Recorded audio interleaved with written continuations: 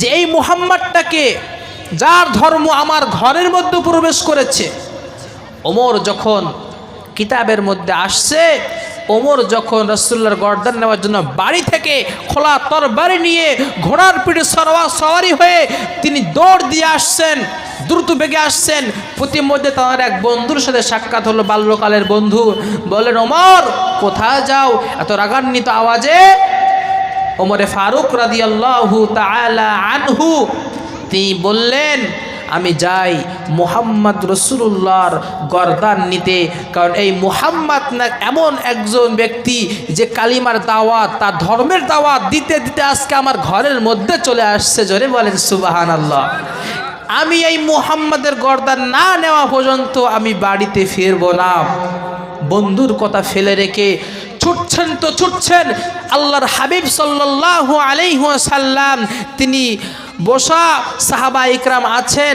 সাহাবা ইকরাম দেখলেন দূর থেকে ওমর আসছে।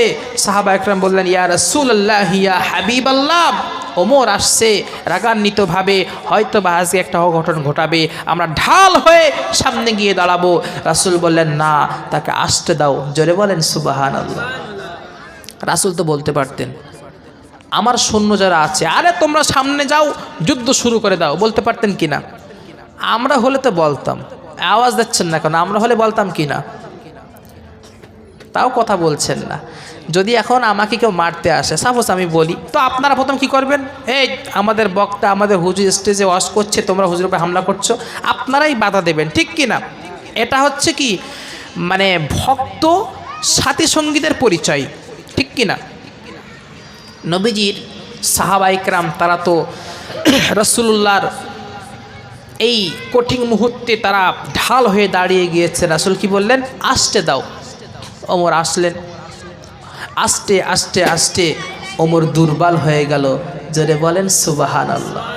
ওমর দুর্বল হয়ে গেল, কারণ আল্লাহ রাব্বুল আলামিন বলেন, মান ইয়াহদিহিল্লাহু ফালা মুদিল্লা লাহু ওয়া মান ইউদ্লিলহু ফালা হাদিয়া লাহু। আল্লাহ রাব্বুল আলামিন আমাদেরকে সুন্দরভাবে জানিয়ে দিয়েছেন, হেদায়েতের মালিক আমি আল্লাহ সুবহানাহু ওয়া তাআলা। আমি আল্লাহ যাকে হেদায়েত দেব সে হেদায়েত প্রাপ্ত হবে।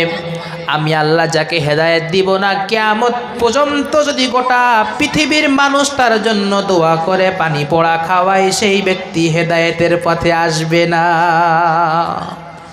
রাসূলুল্লাহর চাচা